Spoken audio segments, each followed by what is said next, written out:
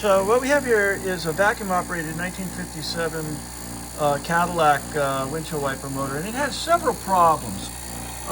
The rod right here was S-bent, like somebody bent it and then bent it straight again, which meant that the valve mechanism didn't traverse perfectly, and it was leaking vacuum from underneath. So this cable, which is operated by this thumb controller right here, actually moves the entire valve assembly forward and backwards.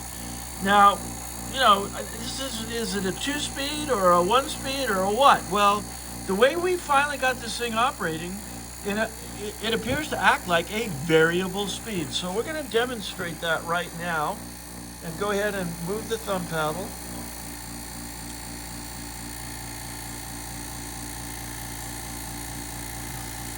Of course not locked up.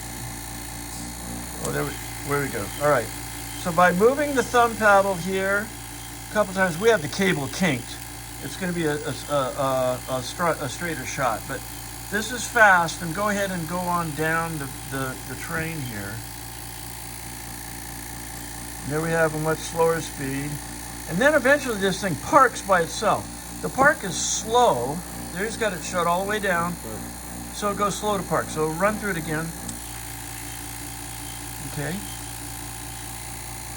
So I'm going to park it, and it's going to slowly Now, oh, you parked it on the wrong side to show you how slow that it does. But it has plenty of torque to park it over there. So it does operate in every aspect. Now, interestingly, this mechanism right here, which was independent of the cable operation, was originally designed to has a vacuum diaphragm signal in it.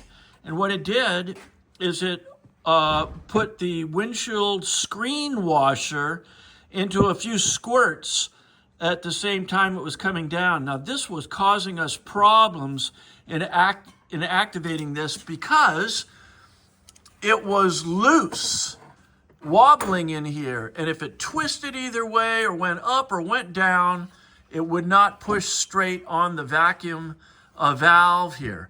So we shimmed it, and you can see that there's just a little right-angle bent piece of metal in there that shims it, and now it operates smoothly in and out. So it's operational, it does park, and that's our story. Thank you.